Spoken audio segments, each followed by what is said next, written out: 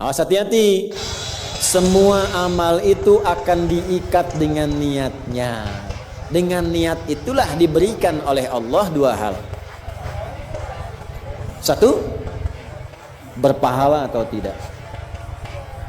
Jadi investasi akhirat atau tidak. Yang kedua, kesungguhan kita untuk mencapai itu. Jadi bapak ibu ini punya pekerjaan nih, ya. Serius tidaknya tergantung motivasi niatnya. Kalau bapak niat bakal serius, kalau nggak niat gak akan serius. Anda jadi tentara nih, kalau niat betul jadi tentara akan sungguh-sungguh.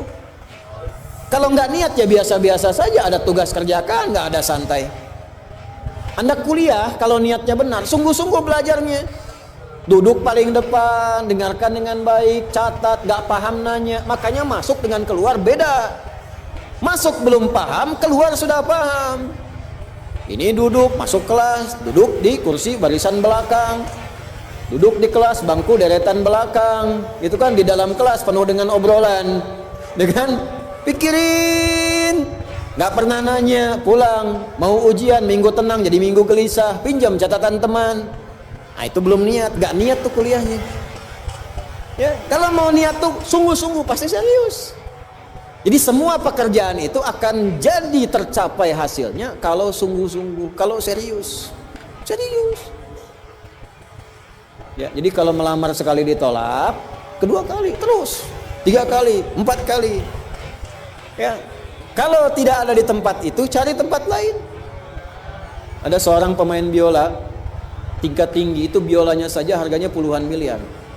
Kalau sekali konser, itu tarif konser biola itu bisa di atas 1-2 miliar. Tiba-tiba dia coba iseng ngamen di pinggir jalan. Ya, jadi kalau kita di kereta di New York itu ada stasiun, di situ suka ada yang ngamen-ngamen itu. Iseng beliau ngamen, gak ada yang tahu kalau itu pemain biola termahal di dunia. Begitu memainkan musiknya, bagus musiknya, yang dikasih cuma recehan. Sekian sen. Dapatnya berapa? Ya cuma sekian dolar, 4-5 dolar aja. Padahal ini kalau manggung tarifnya bisa 2 miliar. Tapi analisis komentarnya sangat luar biasa. Ternyata manusia itu, perhatikan, kalau ingin sukses harus pandai menempatkan diri. Dia dihargai murah itu karena di tempat yang memang tidak mengetahui siapa dia. Ketika dia menempatkan diri pada tempatnya, maka berharga nilainya di hadapan Allah. Jadi kalau Anda di satu tempat dianggap tidak bernilai, cari tempat lain. Mungkin di situ bukan tempat yang layak bagi Anda untuk menunjukkan siapa Anda. Tapi mesti serius. Itulah sebabnya ada sa'i. Apa itu sa'i? Ayo rali-rali kecil. Terus lari-lari besar apa? Maraton. Sa'i dari kata sa'a, artinya sungguh-sungguh, serius mencapai peluang, naik ke atas bukit untuk melihat dengan jernih ke rahmah, ya. Lihat dari sofa sampai marwah dengan sifat rahmah. Marwah itu puncak tertinggi yang ingin diraih. Maka gunakan dengan sa'i, sungguh-sungguh serius. Kalau lihat peluang kejar walaupun dengan berlari. Kalau nyampe nggak ketemu, balik lagi. Walaupun sampai bolak-balik. Pada akhirnya pasti ditemukan yang cocok dengan kita. Sungguh-sungguh. Nah ini Jadi kalau Anda ingin serius, ingin sukses, ya, mencapai sesuatu apapun serius. Yang sekolah serius nih, ya. Perwira mau sekolah serius. Ya, jangan mengandalkan joki. Ayo serius supaya ilmunya benar. Ya, urutkan. Anda juga sama nih yang di kampus-kampus dan sebagainya tuh. Ya, kuliah yang betul. Kan mau Indonesia emas tuh 2045. Bagaimana bisa dapat emas kalau nggak sungguh-sungguh? Itu yang kemarin PON tuh, kalau nggak serius nggak dapat emas. Nah, yang kedua begini, kalau cuman pakai yang pertama, yang belum beriman pun dapat itu. Terus faedahnya kita beriman apa? Ya, gini ya. Ini ada yang belum beriman, non muslim. Kerja serius. Anda sudah beriman, kerja serius juga, sama-sama serius. Dua-duanya sukses. Lalu manfaat imannya apa? Tuh. Ini untuk menjawab pertanyaan begini, Pak, abdi teh muslim. Nah, non muslim teh tiasa sukses, kaya, abdi teh kaya. Saya sholat tapi nggak kaya-kaya. Nah, itu pertanyaan yang salah. Supaya kaya itu penyebabnya bukan sholat, tapi serius, sungguh-sungguh. Kalau sungguh-sungguh kerja, sukses. Sungguh-sungguh belajar, sukses. Sholat itu, nah ini mendampingi kesuksesan dengan keberkahan. Kalau ingin berkah, sholat. Ingin nyaman, sholat. Sholat mendesain kesuksesan itu melahirkan falah, kebahagiaan yang mendamaikan. Makanya falah dalam bahasa Inggris definisinya success and happiness. Sukses dan bahagia. Balik ke sini, ke hadis tadi. Lalu apa manfaatnya di situ huruf ba itu? Niat itu apa? Merubah rutinitas menjadi ibadah. Ini yang mahal. Nih Pak, gini Pak ya. Bu. Ini apa Bu? Gelas. Isinya air. Fungsi air itu menghilangkan haus. Caranya minum. Tiap hari kita itu minum. Sesuatu yang dilakukan terus-menerus namanya rutin. Disifati jadi rutinitas. Minum itu rutinitas. Tidak minum bahaya buat ginjal. Minum kita. Tapi yang kedua begini, gimana caranya rutinitas itu jadi ibadah? Tuh, minum tapi jadi ibadah. Apa fungsinya ibadah? Supaya dapat bekal. Bekal buat apa? Bekal buat pindah. Pindah kemana? Pindah ke alam baru ketika meninggalkan dunia. Siapa yang akan hidup selamanya di dunia? Ayo angkat tangan. Gak ada. Orang terkuat di muka bumi Firaun. Jaringannya luas, tentaranya banyak, hartanya melimpah, supportnya tinggi. Tapi se-Firaun-Firaunnya tewas juga. Selesai. Nah, artinya apa? Kita akan meninggalkan ini karena kehidupannya sementara. Karena itu bagi orang yang sudah meninggalkan dunia, disebut diumumkan telah meninggal dunia. Nah kita punya iman kalau meninggal pindah kemana? Kan ditanya.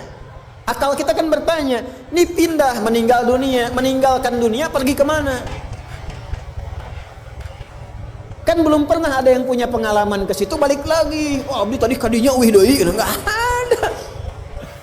Ya. Harus terjawab. Kalau tidak terjawab bingung kita ini. Harus terjawab. Yang bisa jawab itu siapa? Yang menciptakan kita. Tanggung jawab. Harus memberikan keterangan. Karena itu kalau ada kitab suci menerangkan dengan sempurna. Setelah di dunia ke sini keadaannya begini, bekalnya begini, dari situ ke sini prosesnya begini. Ini menunjukkan kitab suci itu benar dan sumbernya dari Sang Pencipta. Dan berita baiknya, alhamdulillah, alhamdulillah, silahkan riset, silahkan komparasikan secara ilmiah, riset. Hanya Al-Quran yang menerangkan itu dengan sempurna.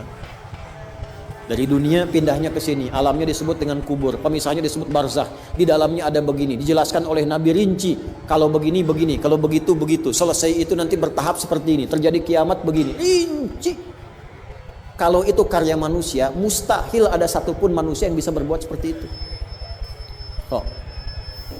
Kita mau pindah nih, sekarang kita pakai logika yang betul. Hukum pindah itu harus bawa bekal. Ini yang ngaji semua di sini, enggak semuanya orang Bandung, orang Jakarta, tuh. Ya.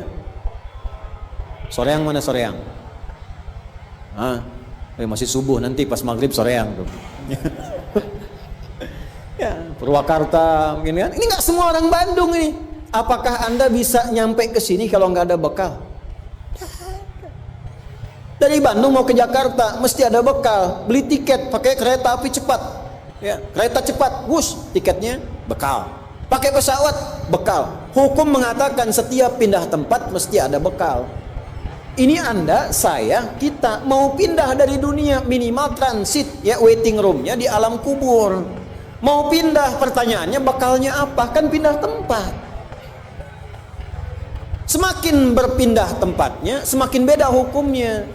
Ini kita di Indonesia mau transit ke Malaysia, apa dikira mata uangnya sama? Tidak, hukumnya pun nggak sama. Orang Indonesia ke Singapura hukumnya beda.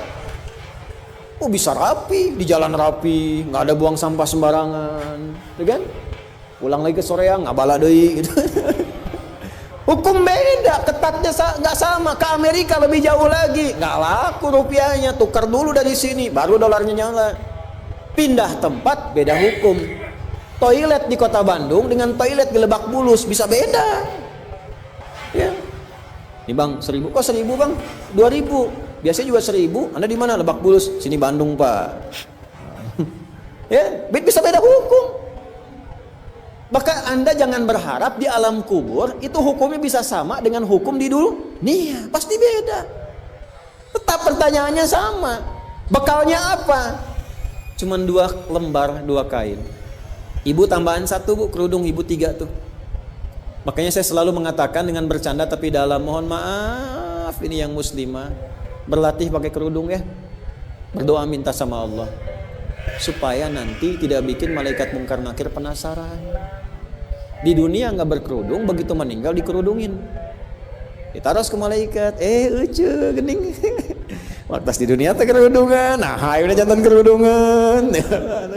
Man rabbuka, abi jamaah Ustaz Adi, namun belum sempurna hijrah. Pelan-pelan, jangan dihukumi dulu.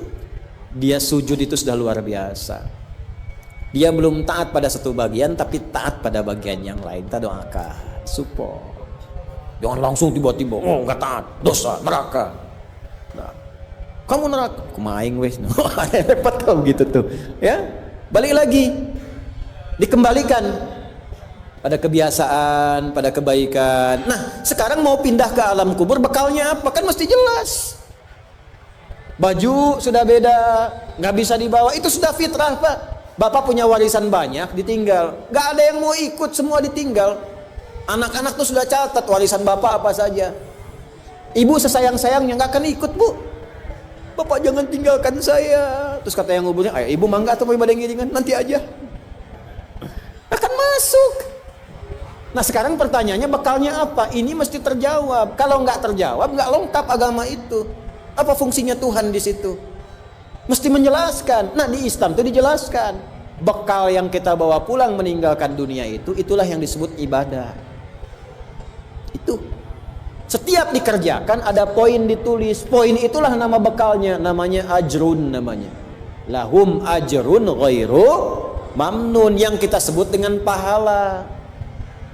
Yang menjadikan itu dapat, pahala itu diraih, bekal ibadah itu dapat, itulah niat. Itulah niat. Jadi pekerjaannya tidak berubah, rutinitas tetap jalan, minum tetap minum, kerja tetap kerja, makan tetap makan. Cuma dengan niat itu, di saat yang sama, cara minum itu langsung dinilai sebagai ibadah. Perintah Allah, malaikat tulis. Ya, berapa tulisnya? Sesuai kadar keikhlasannya, minimal 10. Itulah perbuatan yang dianggap benar, sehingga konsepnya dunianya sukses, minum juga, haus hilang. Akhiratnya dapat pahala. Jadi dunianya sukses, akhirat sukses. Disebut baik, perbuatan baik yang dinilai sukses oleh Allah disebut hasanah namanya. Makanya kita berharap dunia jadi hasanah, akhirat dikonfirmasi hasanah itu jadi pahala. Maka kita berdoa, Al-Baqarah ayat 201, Rabbana atina fid dunya wa fil akhirati wa qina. Apa tafsir hasanah terkait ibadah? Tafsir hasanah terkait ibadah pindah surat ke surat 6. Ayat berapa? 160. Man jaa bil hasanati falahu asyru amthaliha. Minimal kalau diniatkan jadi ibadah tulis 10. 10 itu yang disebut bekal pulang. Sebelum meninggal tampilkan nanti punten Pak ngetang nate sanes kieu nya 1, 2, 3, 4 itu hitungan dunia. Cara menghitungnya 1 ke 2 500 tahun, 2 ke 3 500 tahun, 3 ke 4 500 tahun. Nanti semua itu diakumulasi, ditampilkanlah surga yang sesuai dengan pahala kita. Kapan ditampakkannya? Saat sakaratul maut, sebelum meninggal. Sifat ibadahnya disebut, sifat orang yang rajin ibadah disebut abdun, jamaknya ibadun. Ketika mau meninggal ditampakkan, karena ditampakkan tenang dia, nyawanya tenang, jiwanya nyaman. Sifat jiwa yang dilatih ibadah saat latihan disebut tumakninah.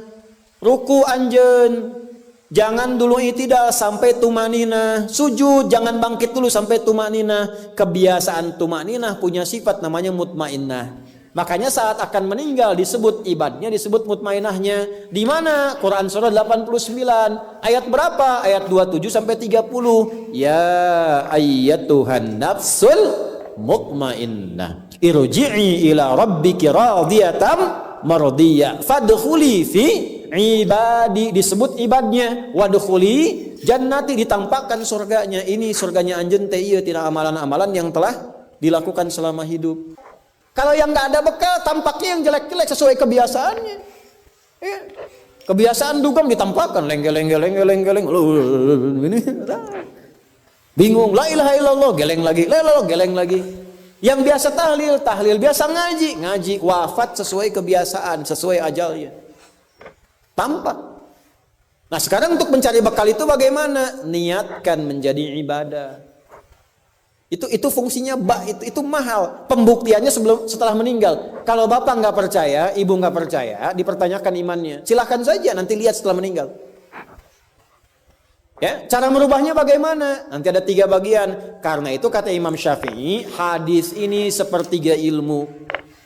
Ilmu itu dipraktikkan lewat amal, makanya hurufnya sama. Ain, lam, mim saat belajar. Ain, mim, lam ditukar, lamnya ke belakang, mimnya ke tengah. Saat diamalkan hurufnya sama. Orang yang mengerjakan itu ain pakai alif, lam dan mim, alimun. Tempatnya alamun, tanda-tanda orang itu kenal Allah. Maka dia pakai ilmu, ilmunya dia amalkan, hurufnya sama semua. Ilmun, amalun, alimun, alamun. Allah disebutnya apa? Rabbil alamin, jama' alhamdulillahi rabbil alamin. Jadi kalau kita pakai ilmu, gunakan.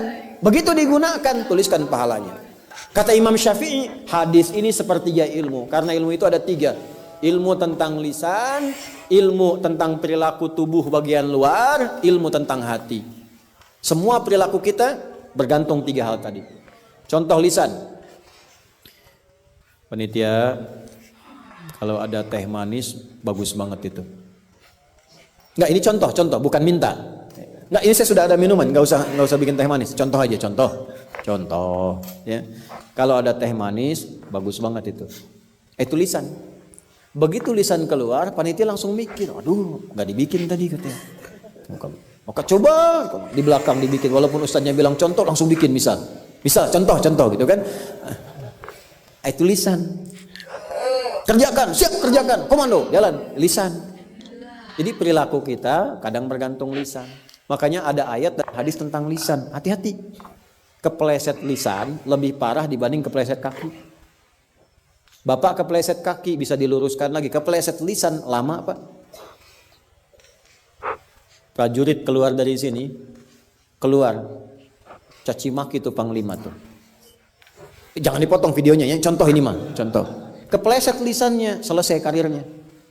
Kepleset kakinya, masih bisa berjalan.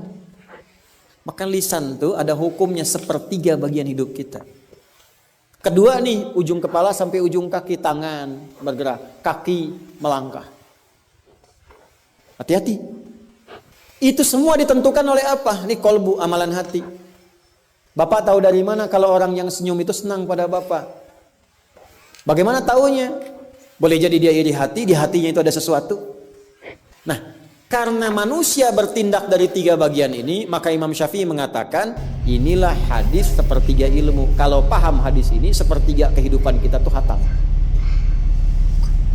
Kuncinya apa? Niatkan semua hal itu menjadi bagian ibadah, maka pekerjaannya berkah, akhiratnya dapat. Apa you sleep ya?